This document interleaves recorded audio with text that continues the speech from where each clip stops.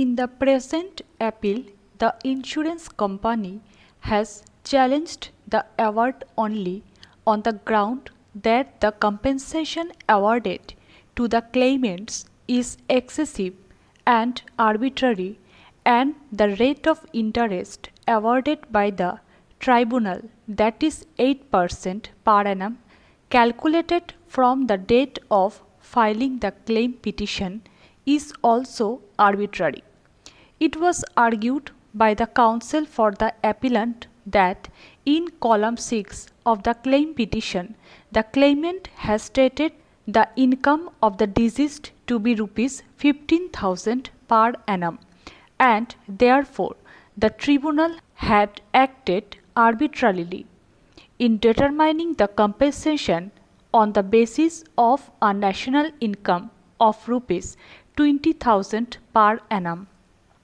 It was also argued by the counsel for the appellant that the deceased was a bachelor,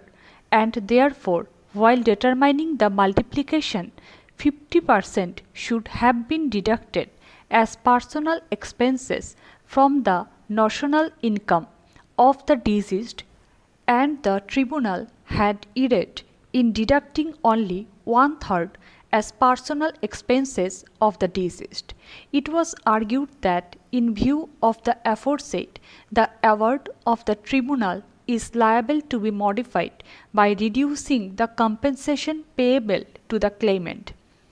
Rebutting the argument of the counsel for the appellant, the counsel for the claimant has argued that the income of the deceased was stated to be rupees 15,000 per annum.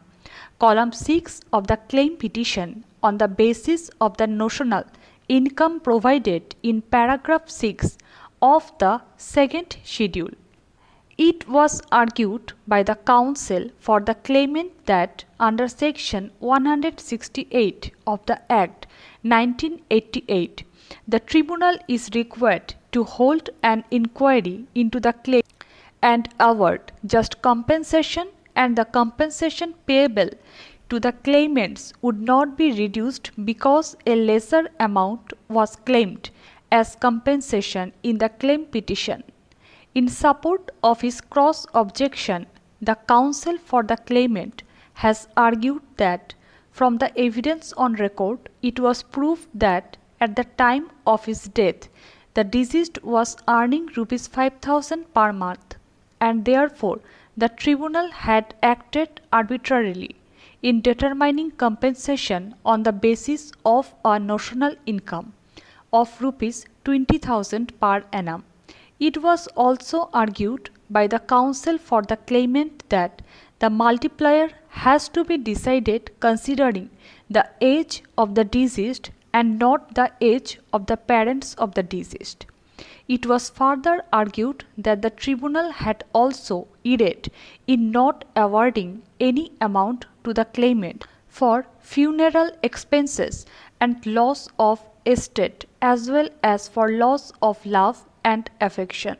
It was further argued by the counsel for the claimant that the claimant was entitled to interest of 12% per annum,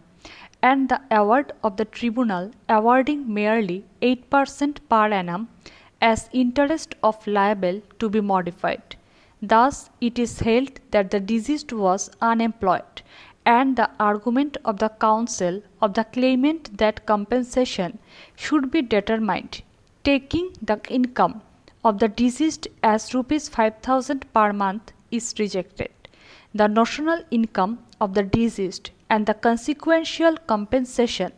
payable to the claimant is decided later on in the judgment.